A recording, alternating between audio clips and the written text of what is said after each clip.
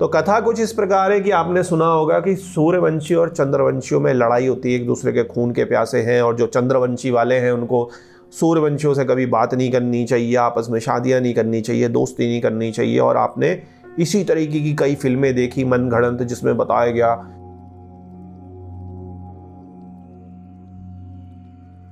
ओम नमः शिवाय। मेरे प्यारे शिव भक्तों, सूर्य ग्रह की रेमेडी की वीडियो काफ़ी लंबी हो रही थी, तो पिछली बारी हमने उसको बीच में रोक दिया था। पिछला पार्ट था पार्ट 1, जहां से वीडियो रुकी है वहीं से आज उसको शुरू करते हैं पार्ट 2। तो चलिए, सूर्य ग्रह की जो बाकी रेमेडीज़ हैं वास्तु के अनुसार, लाल किताब के अनुसार, फेंग शुई के अनुसार, और भी बाकी जो बहुत सारी कथाएं हैं वो समझते हैं, ताकि आज की ये दूसरी वीडियो के बाद आपकी सूर्य रिलेटेड सारी जो समस्याएं हैं वो ख़त्म हो जाए, उसमें आपको मदद मिले। तो इस वीडियो को चलिए आगे प्रैक्टिकली शुरू करते हैं। तो मेरे प्यारे शिव भक्तों, आपके हर बारी प्रश्न आते हैं, लाल किताब के भी कुछ टोटके बता दीजिए। तो वो भी मैंने आपके लिए एक पेज रखा है। मैं आपको कई बारी बता चुका हूँ कि जो हमारे पुराने विद्वान हैं, ज्योतिष का काम करते हैं, ऑलरेडी 90% चीज़ें जो हैं वही इसमें जो टोटके वगैरह हैं या जो सोल्यूशन वगैरह हैं लाल किताब में कंपाइल करके डाले गए हैं। उन्हीं को मैं आपको कुछ रिपीट करके बता देता हूँ कि प्रत्येक रविवार को सूर्यदेव की विधिवत पूजा करें। लाल रंग के फूल, जल और जो बाकी का अन्य सामान है सूर्य से रिलेटेड, वो किसी को दान करें या सूर्य भगवान को चढ़ाएं। रविवार के दिन मछलियों को आटा बनाकर गोलियां खिलाएं। गाय को ताज़ा चारा और उसके साथ स्पेशली जो है गुड़ खिलाएं। रविवार के दिन सुनहरे वस्त्र, चावल, दूध, लाल मिठाई और दही का दान करें। तो मेरे प्यारे शिव भक्तों, अब हम बात करते हैं वास्तु शास्त्र के सूर्य के दोषों की। कई बार क्या होता है कि आपकी न्यूमरोलॉजी भी सही है, हॉरोस्कोप भी सही है, लेकिन आप किसी नए मकान में, अपने मकान में, किराए के मकान में शिफ्ट हुए, या आपने अपनी दुकान, व्यवसाय कहीं पे कुछ चेंज करा, तो आपको लगता है कि अरे सूर्य से रिलेटेड हेल्थ या सूर्य से रिलेटेड जो नुकसान है वो आपके जीवन में होने शुरू हो गए हैं। तो उसका जो कारण है वास्तुशास्त्र भी हो सकता है। वास्तुशास्त्र में सूर्य की दिशा जो है वो ईस्ट है, मतलब कि पूर्व है। तो ये जो स्थान है ये अच्छा होना चाहिए, शुद्ध होना चाहिए। यहाँ पर किसी भी प्रकार के जो वास्तु के दोष हैं वो नहीं होने चाहिए। बहुत ज़्यादा डिटेल में हम नहीं जाएंगे, क्योंकि अपने आप में वास्तु की जब आगे सीरीज़ बनेगी तो मैं आपको बहुत डिटेल में बताऊंगा। यहाँ आप जैसे समझ सकते हैं कि मधुमक्खियों का छत्ता, दीमक की बांबी, कोई खंडित हो गया, टूट गया, वहाँ पे बदबू वाला पानी, टॉयलेट का पानी, टॉयलेट की पोजीशन, कुछ कोण कट गया, वहाँ पे अजीब सा हो गया, टाइल वहाँ के टूटे हुए हैं, वहाँ पे कोई भेद हो रखा है, द्वार भेद है, पेड़ का भेद है, अनाप शनाप कुछ चीज़ें हो रखी हैं, इस तरीके की चीज़ें नहीं होनी चाहिए। मोटा मोटी अभी आप शॉर्ट में ये समझ लीजिए, पूर्व दिशा जो है, ईस्ट की दिशा जो है आपकी अच्छी होनी चाहिए, हल्की होनी चाहिए, खुली होनी चाहिए। और यदि ऐसी कई सारी समस्याएं यदि आपकी ईस्ट की दिशा में है, तो उसके कई सारे जो है जो वास्तु के आइटम्स हैं, रेमेडी आइटम्स हैं, उनका आप प्रयोग ला सकते हैं। दर्पणों को यूज़ कर सकते हैं, आप रॉड्स को यूज़ कर सकते हैं, हेलेक्सों को यूज़ कर सकते हैं, टेप्स को यूज़ कर सकते हैं, और भी कई सारी चीज़ें हैं, यंत्रों को यूज़ कर सकते हैं, पिरामिडों को यूज़ कर सकते हैं। तो वो आप एक अच्छे जो वास्तुशास्त्री हैं उनसे जानकारी लेकर अपने जो पूर्व की दिशा है, आपकी जो ईस्ट का पोर्शन है, उसको आप रिजॉल्व कराइए, ताकि जो सूर्य के कष्ट हैं आपके जीवन से हटे। यहीं पर आप पूर्व दिशा में देखिए कि आप एक जल का स्रोत, अब आप फवारा, कुंड वगैरह, जलाशय तो बना नहीं सकते। पहले के टाइम पे बने होते थे, जब बड़े बड़े हवेलियाँ होती थी, राजमहल होते थे, बड़े बड़े घर होते थे, तो वहाँ पर आप एक रोज़ अच्छा सा पानी रख सकते हैं, उसको रोज़ आप चेंज करिए। आपको इस दिशा में सूर्य भगवान को अर्घ भी देना ही आपको बताया गया है। तो इस तरीके से अच्छे शुद्ध पानी का यदि आप वहाँ पे एक छोटी सी बॉडी बना देते हैं, तो भी ये माना जाता है कि ये वाली जो दिशा में दोष हैं वो कम होते हैं। सूर्य ग्रह को मजबूत करने के लिए घर में सुनहरा रंग, येलो रंग, लेकिन येलो वो बृहस्पति वाला येलो ना हो, उसमें शाइनिंग वाला गोल्ड टाइप का वो दिखे, उसका प्रयोग कर सकते हैं। और अगर पूरे घर में किसी कारण ये प्रयोग नहीं कर सकते, तो आप कम से कम जो आपकी ये सूर्य की दिशा है, आपकी फैक्ट्री, शोरूम का जो स्पेस है, वहाँ पे कुछ गोल्ड टाइप का पार्ट, कुछ यंत्र टाइप का, कॉपर टाइप का कलर का पार्ट, कुछ पेंटिंग, कुछ रंग, कुछ मेटालिक टुकड़ा, कुछ इस तरीके का इससे रिलेटेड पिरामिड, इन सब चीज़ों का प्रयोग करके उसका फ़ायदा ले सकते हैं। आप खुद भी कर सकते हैं। और अगर आपको ज़्यादा कष्ट हो रहे हैं तो किसी अच्छे जो वास्तु विशेषज्ञ हैं उनसे आप कंसल्टेंसी करके उसको प्रयोग में ला सकते हैं। वैसे आपको मैंने मोटा मोटी खुद ब खुद जो आप कर सकते हो मैंने आपको बता दिया। अब यहीं पर वास्तु पुरुष में भी अगर आप देखेंगे तो देखिए सूर्य जो है वो हमारा और भी उसमें क्या काम करते हैं, इंद्रदेव भी काम करते हैं। तो इंद्रदेव जो है आपकी लग्जरी है, आपकी रॉयल्टी है, आपका राजपथ है, आपकी सेक्सुअलिटी है, आपका राज दरबार है। मतलब कि आज के मॉडर्न समय में राज दरबार तो होता नहीं, लेकिन जो आपका भौतिक सुखों का दरबार है आपका, चाहे वो घर है, ऑफिस है, आपका जो हार्ट है, आपका जो दिल है, ये भी आपका सारा जो है इसी से ही कंट्रोल होता है। इसलिए कहा भी जाता है कि यदि आपका जो सूर्य दूषित हो गया है, सूर्य आपका कमज़ोर है, तो हार्ट आपका वीक होता है। और यहाँ पर आप इसको पॉज करके इसमें 360 डिग्री में देखिए, ये जो पार्ट होगा ये पार्ट है आपका। तो यहाँ पर आप देख सकते हैं कि आपकी ईस्ट की जो है और क्या चीज़ें कर रहा है, सर्कुलेशन को भी देख रहा है, लिवर को भी वो देखता है। तो इस तरीके से सूर्य जो है और सूर्य के आसपास की जो चीज़ें हैं वो कई सारी चीज़ें कंट्रोल होती हैं। तो वास्तु के हिसाब से आप इन चीज़ों पर भी नज़र रखिए कि कहीं किसी घर में आके, किसी नए ऑफिस में या किसी नई जगह पे अचानक ये चीज़ का सफरिंग तो नहीं हो गई। इससे पहले आपको नहीं था, वो अचानक 1-2 महीने में ही शुरू हो गई। तो अचानक ये चीज़ें खराब नहीं होती हैं, अचानक केवल तभी खराब होती हैं जब वास्तु के इस तरीके के दोष हैं। अब मोटा मोटी अगर हम बात करें तो बेसिकली देखिए कि जो ईस्ट की सन की पोजीशंस हैं, यहाँ पर माना जाता है कि ओपन स्पेस रहे, बहुत अच्छा है। Living room, guest room, study room, इस तरीके की चीज़ें आप कर सकते हैं। कुछ लोग उसमें जो है बाथरूम्स को भी मानते हैं, तो उसके लिए लेकिन आपको बहुत अच्छे ढंग से पता करना पड़ेगा। एकदम एग्जैक्ट तो ईस्ट में वैसे भी आप बाथरूम बना नहीं सकते, ना बनाना चाहिए उसको, आपको जो है साउथ की तरफ ही शिफ्ट करना चाहिए। लेकिन अगर कोई मजबूरी है तो पूरी रेमेडीज़ के साथ आप कोणों को देख के बिल्कुल अच्छे एक वास्तु विशेषज्ञ से आप बाथरूम की जो कंडीशन है उसको वहाँ पे बनवाइए, या ऑलरेडी यदि बना है तो उसकी रेमेडीज़ करनी पड़ेंगी। वास्तु में, भारत के वास्तु में मैं आपको बता दूं, आप अंदाजे से बिल्कुल नहीं चलिए, क्योंकि यदि आप फ्लैट कल्चर में हैं तो ऑब्वियस ही बात है कि बाथरूमों के साइज़ यूजुअली सब लोगों के कम ही होते हैं। तो इंडिया का जो मेजर पोर्शन है और स्पेशली टिल्टेड है, मतलब कि परफेक्ट नॉर्थ नहीं है। तो जब आप कंपास का यूज़ करते हैं या मोबाइल कंपास का, अच्छे कंपास का यूज़ करते हैं, तो आपको परफेक्टली समझना पड़ेगा बाथरूमों की और किचन की कंडीशन में, स्पेशली सेप्टिक टैंकों की कंडीशन में, कि आपका बाथरूम है कहाँ। क्योंकि बहुत मोटे अंदाजे से करेंगे और उसमें 5 फीट 10 फीट का आपने फ़र्क कर दिया, तो मान लीजिए कि वो आपके हिसाब से तो आपने सोच लिया यहाँ है और वो यहाँ नहीं था, वो टिल्टेड था, वो यहाँ था।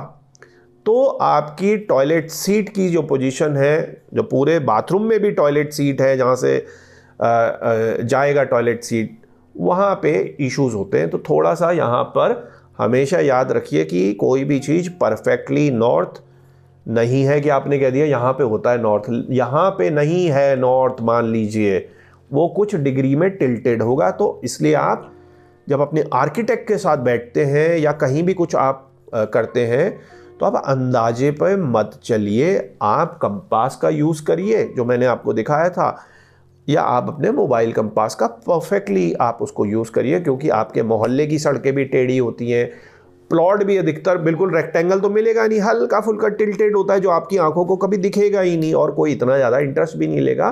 तो छोटे छोटे बाथरूमों के साइज़ में ऐसी दिक्कतें आ सकती है क्योंकि आपका पूरा जो स्क्वायर फीट एरिया है वो कम है। तो चलिए आगे बढ़ते हैं हम। इसी तरीके से कई लोग जो फेंग शुई को करते हैं, 5 एलिमेंट थ्योरी को करते हैं, क्रिस्टल थेरेपी वगैरह कर रहे हैं, और कई सारे लोग फेंग शुई में कंफर्टेबल हैं। तो फेंग शुई की भी डायरेक्शंस मैंने डाल दी हैं। फेंग शुई के आइटम से आप रेमेडी कर सकते हैं अपनी सन की, कहाँ कहाँ पे ये इशू क्रिएट करता है।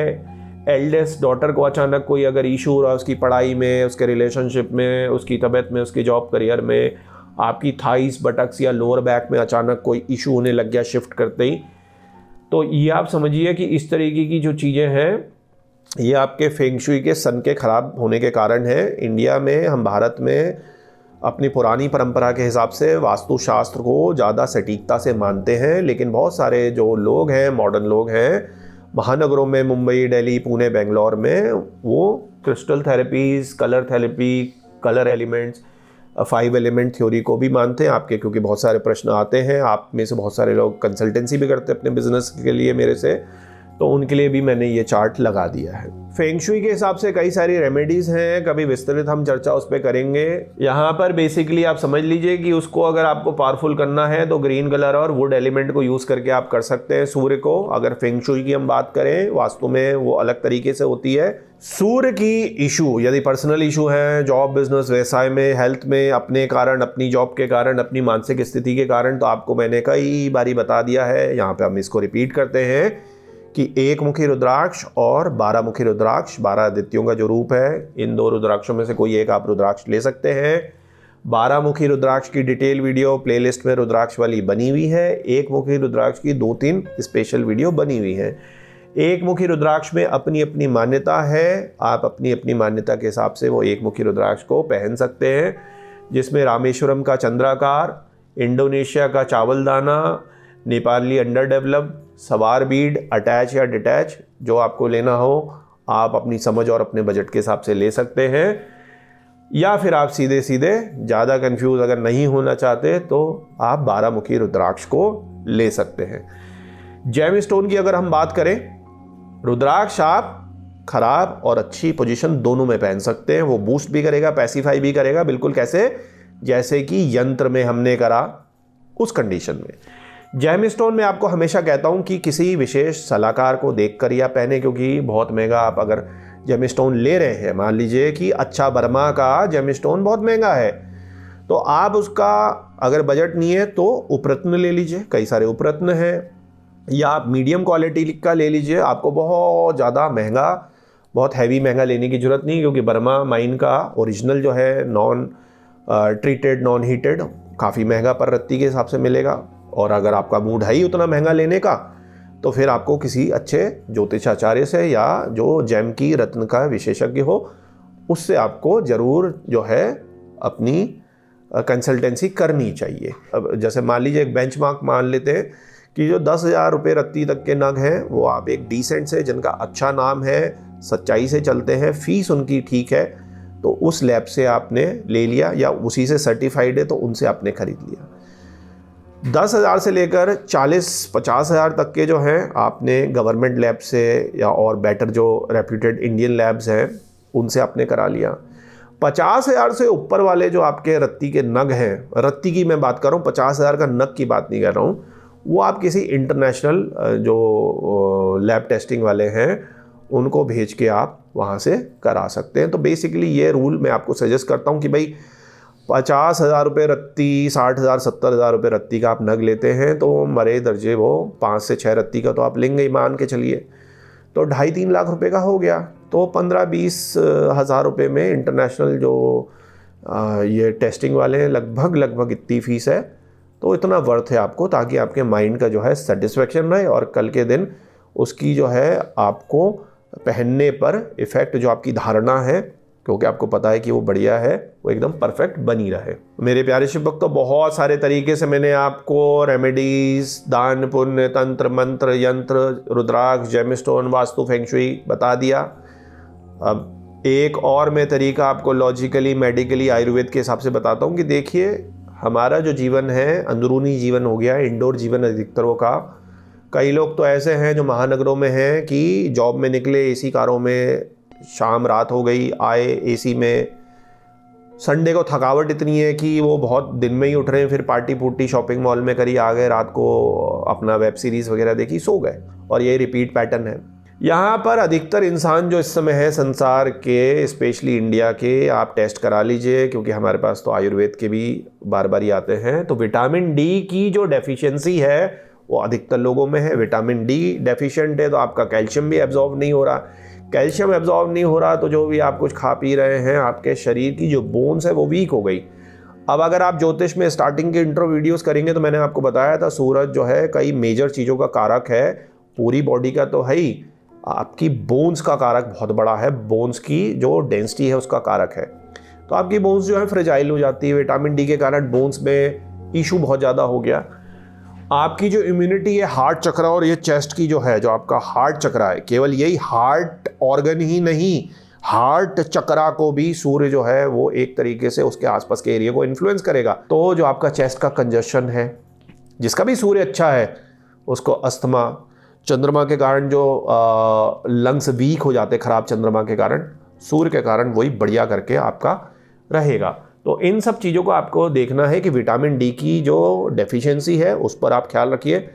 सूरज जो है जब गोल्डन रेज है उसको आप लीजिए जहाँ तक पॉसिबल है, वरना हफ्ते में तो 2 बार ही ले ही लीजिए, वरना कम से कम संडे के दिन ले लीजिए, बाकी सप्लीमेंट कर लीजिए किसी डॉक्टर से पूछ के। और कोशिश ये करिए कि आपका जो मेंटल पीस के लिए, वेल्थ के लिए, हेल्थ के लिए, फैमिली के लिए, बच्चों के लिए, अपने लिए आपका जो जीवन का लाइफ पैटर्न है, सूरज जो उगता है और डूबता अंधेरा होता है उससे पहले ही आप अपने जीवन को इर्द गिर्द कर लीजिए, क्योंकि टाइम तो लगभग उतना ही है। आप जल्दी सो जाएंगे तो जल्दी उठ जाएंगे, थोड़ा काम 2 घंटे मॉर्निंग में कर लीजिएगा।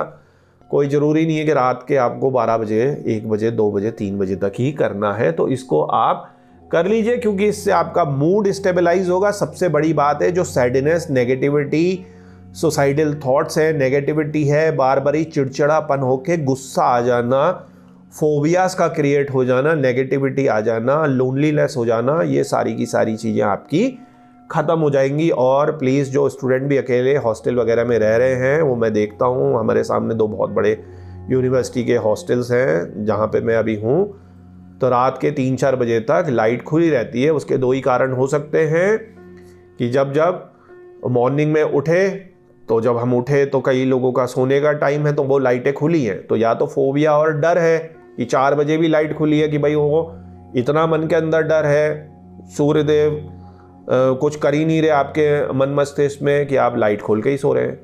दूसरा रीज़न ये हो सकता है कि भाई आप सो ही नहीं, आप 4 बजे सो रहे, ब्रह्म मुहूर्त में उठने की जगह आप सो रहे। इसी तरीके से खराब सूर्य के कारण कुछ अजीब से स्पेशल रोग भी आपको हो सकते हैं, तो उसके लिए भी आप डॉक्टर से, मॉडर्न मेडिकल साइंस के या आयुर्वेद के डॉक्टर से चर्चा कर सकते हैं। अपने डिटॉक्सिफिकेशन की जो आपकी यूवी या इंफ्रारेड लैम्प्स वगैरह की थेरेपीज़ हैं, अगर ये है तो इसको भी आप देख सकते हैं कि क्या कुछ इस तरीके का जाने अनजाने वाला रोग तो नहीं हो रहा जिसके कारण आपको अनजान सी दिक्कत हो रही है जो ट्रेस नहीं हो रही। तो ये मैंने आपको हिंट दे दी है कि इस तरीके का यदि आपको इशू है तो आप एक अच्छे डॉक्टर से या किसी आयुर्वेदाचार्य से आप इस टॉपिक पे कंसल्टेंसी कर सकते हैं। ये दोनों मैंने आपको लिख दी हैं कि किन किन आपके हेल्थ इश्यूज़ में आपके ख़राब सूर्य के कारण ये टिपिकल वाली समस्याएं, कुछ सर्कुलेशन की, डिटॉक्सिफिकेशन की, टिश्यू रिपेयर की, बायोमॉड्यूलेशन की हो सकती हैं। तो मेरे प्यारे शिव भक्तों, बहुत ही डिटेल में मैंने आपको सारी रेमेडीज़ बता दी। एक आखिरी चीज़, एक आखिरी कथा मैं आपको बताता हूँ, क्योंकि जब चर्चा चली रही है तो कोई भी चीज़ सनातन धर्म के जो फंडामेंटल्स हैं उनकी छूटनी नहीं चाहिए, ताकि कल के दिन आप कहीं पर हैं तो कोई भी जो इंसान है आपसे पूछ ले और आपको अपने ही सनातन धर्म के बारे में नहीं पता। तो कथा कुछ इस प्रकार है कि आपने सुना होगा कि सूर्यवंशी और चंद्रवंशियों में लड़ाई होती है, एक दूसरे के खून के प्यासे हैं, और जो चंद्रवंशी वाले हैं उनको सूर्यवंशियों से कभी बात नहीं करनी चाहिए, आपस में शादियां नहीं करनी चाहिए, दोस्ती नहीं करनी चाहिए। और आपने इसी तरीके की कई फिल्में देखी मनगढ़ंत, जिसमें बताया गया एक तरफ सूर्यवंशी हैं, उनके अपने लोग हैं, वो मारने जा रहे हैं चंद्रवंशियों को, चंद्रवंशी जो है सूर्यवंशियों को मारने जा रहे हैं। महाभारत से लेकर हर चीज़ में ये कन्फ्यूजन इस तरीके का होता रहा है। तो यहाँ पर देखो क्या है, एक मैं आपको बड़ी ही छोटी सी चीज़ बताता हूँ। भगवान विष्णु के अवतार कौन? भगवान श्री राम। भगवान श्री राम कौन है? सूर्यवंशी हैं। भगवान श्री राम आप जानते हैं सूर्यवंशी हैं। और हमारे विष्णु जी के अवतार हमारे भगवान श्री कृष्ण, वो यदुवंशी हैं, लेकिन यदुवंशी आगे चल के चंद्रवंशी ही हैं। तो आप देखेंगे कि एक ही जो हमारे ट्रिनिटी गॉड है, हमारे प्राइमोर्डियल गॉड है, भगवान विष्णु है, उन्हीं के 2 अवतार हो रहे, एक सूर्यवंशी है और एक जो है चंद्रवंशी है। तो यहाँ पर आपने देखा कि बेफजूल की लड़ाई आज तक चली आ रही है चंद्रवंश और सूर्यवंश की, जब हमारे भगवान विष्णु के दोनों जो एक तरीके से कहा जाए जिनके बारे में हम सबसे ज़्यादा पढ़ते हैं, सबसे ज़्यादा जानते हैं, विष्णु भगवान के पहले भी हमारे बहुत सारे अवतार रहे, नरसिंह अवतार, बारह अवतार, कुर्म अवतार, मत्स्य अवतार, लेकिन उनके बारे में अधिकांश लोगों को उतना ज़्यादा नहीं पता जितना कि भगवान श्री राम और भगवान श्री कृष्ण के बारे में रहा है, क्योंकि उनके महाभारत और रामायण भगवत गीता में सब लोगों ने बहुत ज़्यादा पढ़ा, टीवी सीरियल बने, तो यहाँ पर तो वो एक ही के ही हैं। तो ये बेफजूल की जो विवाद है वो सूर्यवंशियों और चंद्रवंशियों का इस तरीके का नहीं होना चाहिए। कुंडलिनी योग की अगर हम बात करें तो उसमें भी सूर्य चंद्र का मिलन ही तो मेन खेल है। सूर्य और चंद्र हमारी इंगला पिंगला हौ और ठौ इन्हीं चीज़ों का सारा खेल है। तो यहाँ पर इस तरीके से हम ऐसा बिल्कुल भी हमें कन्फ्यूजन नहीं होना चाहिए। कोई हमसे बात करता है कि सूर्यवंशी और चंद्रवंशी खून के प्यासे इस तरीके से। अब शनि देव की बहन तप्ती कौन थी, इसको एक पुरानी कथा से हम समझते हैं कि एक बारी भारत वंश में सूखा, अकाल, बीमारियां फैली, तो राजा जो सवर्ण थे उन्होंने अपनी प्रजा का पीड़ा देखकर बड़े दुखी उस समय चल रहे थे। इसी का फायदा उठाते हुए पांचाल के राजा ने उन पर हमला कर दिया, जबकि करना नहीं चाहिए था, क्योंकि वो बेचारे वैसी बड़ी दयनीय अवस्था में, अकाल में, सोचो लोग मर रहे हैं, और ये तो छोटी सी सेना जो थी उनकी वो टिक नहीं पाई, क्योंकि पांचाल की तो सेना अगर आपने हिस्ट्री पढ़ी हो तो बहुत ही ज़्यादा बड़ी थी, तो वो तो हार गए, और हार वो अपमान से वो जंगल में चले गए और वहीं पे जीवन जीने लगे। एक दिन एक ऋषि जो हमारे बहुत ही फेमस ऋषि हैं वशिष्ठ जी, उनके पास आए, तो राजा ने उनका बड़ा आदरपूर्वक स्वागत करा, प्रार्थना करी कि वो तो अब जंगल में हैं तो आप प्लीज़ गुरु बन जाइए। तो उन्होंने कहा कि गुरु बनाने के पीछे आप आशीर्वाद लेना चाह रहे हो, लेकिन एक बात आप समझिए कि आशीर्वाद से ही काम नहीं चलेगा, आपको अपने प्रयास करने पड़ेंगे, तभी आपका भाग्य बदलेगा। इसी तरीके से आपको मैं यहाँ पे भी लॉजिकली बताता हूँ कि बाकी सारे उपायों के साथ साथ आपको लॉजिकल अपनी विल पावर की चीज़ें भी करनी पड़ेंगी, तभी आपका भाग्य बदलेगा। और यही उन्होंने वशिष्ठ जी से प्रेरणा लेकर अपनी सेना को दोबारा से संगठित करा, लोगों को जोड़ा और पांचालों पर हमला करके उनको हराया और अपना जो है राज्य जो है प्राप्त कर लिया। फिर राज्य प्राप्त करने के बाद एक दिन जो राजा थे वो शिकार पर जंगल में निकले, तो वहाँ पर एक चमकती हुई दिव्य युवती को उन्होंने देखा जो अत्यंत सुंदर थी। वो युवती और कहीं नहीं, सूर्य देव की जो थी पुत्री थी, मतलब शनि देव की जो थी बहन थी। तो वहाँ पर जंगल में तप्ती ने भी राजा जो सवर्ण थे उनको देखा, उनसे परिचय पूछा, तो उन्होंने बताया कि सूर्य देव की पुत्री हैं। तो उन्होंने कहा मैं आपसे विवाह करना चाहता हूँ, क्योंकि इतनी ज़्यादा ओजस्वान सुंदरी थी। तो उन्होंने कहा आपको इसके लिए सूर्य देव से, मेरे पिता से अनुमति लेनी पड़ेगी। तो ऐसा सुनकर राजा ने तपस्या शुरू करी कि सूर्य देव को खुश करके मैं जो है उनकी पुत्री का हाथ मांगता हूँ। उनकी तपस्या को देखकर जो ऋषि वशिष्ठ हैं वो दोबारा से वहाँ आए, उन्होंने कहा ठीक है मैं आपकी बात चलाता हूँ, वो तो देव पुत्री हैं और ये तो देखिए मनुष्य हैं। तो यहाँ पर उन्होंने सूर्य देव को जाकर समझाया और सूर्य देव ने तप्ती का हाथ जो है वो सौंपा, मतलब कि देव पुत्री का जो विवाह है वो राजा जो है, हमारे मनुष्य जो हैं, स्वर्ण जो हैं, उनसे हुआ। धरती पर लौटकर वशिष्ठ जी ने इनका विवाह कराया और इनको आशीर्वाद दिया। इसी विवाह से कुरु का जन्म हुआ, जो कि आगे चलकर महाभारत के पांडव और कौरवों के पूर्वज बने। जब आप महाभारत का फैमिली ट्री देखेंगे ऊपर तक का, तो आपको पता चलेगा कि पांडव और कौरव तो एक्चुअली एक ही वंश के ही पार्ट थे, तो कुरुओं के ही पार्ट थे। जो कुरु का जन्म हुआ वो सूर्य भगवान की बेटी और जो सवर्ण राजा थे उनके द्वारा ही हुआ।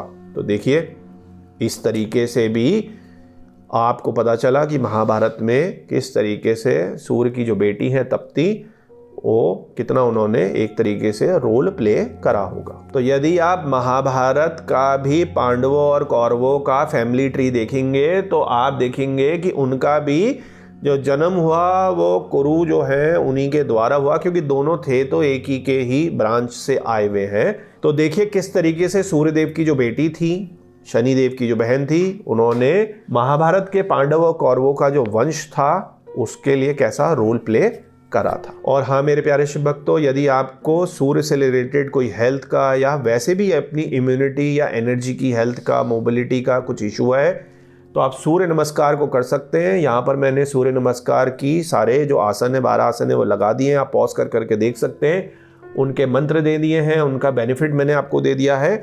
और सूर्य नमस्कार करके आपके जीवन में जो भी हेल्थ रिलेटेड इश्यूज़ हैं, आपका हार्ट कमज़ोर है, लंग्स आपके बहुत वीक हैं, लंग्स में इन्फेक्शन बहुत जल्दी हो जाता है, आंखें कमज़ोर आपकी हो रही हैं, बोन्स आपकी वीक हैं, इस तरीके की सारी जो चीज़ें हैं जो सूर्य के अंडर में आती हैं, सूर्य नमस्कार करने से आपको विशेष लाभ होगा।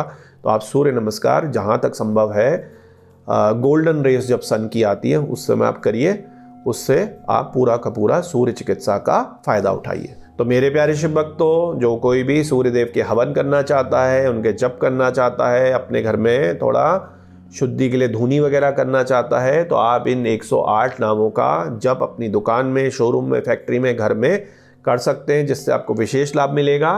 यहाँ पर मैंने आपको वो सारे नाम लिख दिए हैं, आप पॉज कर करके उनको बोल सकते हैं या इनके प्रिंट आउट निकाल सकते हैं। तो मेरे प्यारे शिव भक्तों, उम्मीद है सूर्य की सारी रेमेडीज़ आपको क्लियर हो गई। आप नीचे कमेंट सेक्शन में अपने प्रश्न पूछ सकते हैं। यदि आपको सूर्य से रिलेटेड 1 मुखी या 12 मुखी रुद्राक्ष या जेमस्टोन चाहिए, उपरत्न चाहिए, तो संस्था से संपर्क कर सकते हैं। यहाँ पर मैं आपको याद दिलाऊं कि सूर्य के इसके बाद 2 वीडियोस और आएंगी, जिसमें हम सूर्य के जो रत्न और उपरत्न हैं उनकी चर्चा करेंगे। कौन कितने का है, कैसे असली नकली की पहचान करें, क्या क्या क्वालिटी होती है, उनका क्या मूल्य होता है, उसको जरूर देखिएगा। और यदि आपने सूर्य की इंट्रो के 3 पार्ट हमारे नहीं देखे तो प्लेलिस्ट में जाके आप देख लीजिए, ताकि आपको अच्छा सूर्य, बुरा सूर्य बहुत ज़्यादा क्लियर हो जाए, ताकि रेमेडी आप बहुत अच्छे ढंग से कर सकें। अंत में भोलेनाथ से यही विनती है कि आप पर और आपके परिवार पर कृपा करें। ओम नमः शिवाय।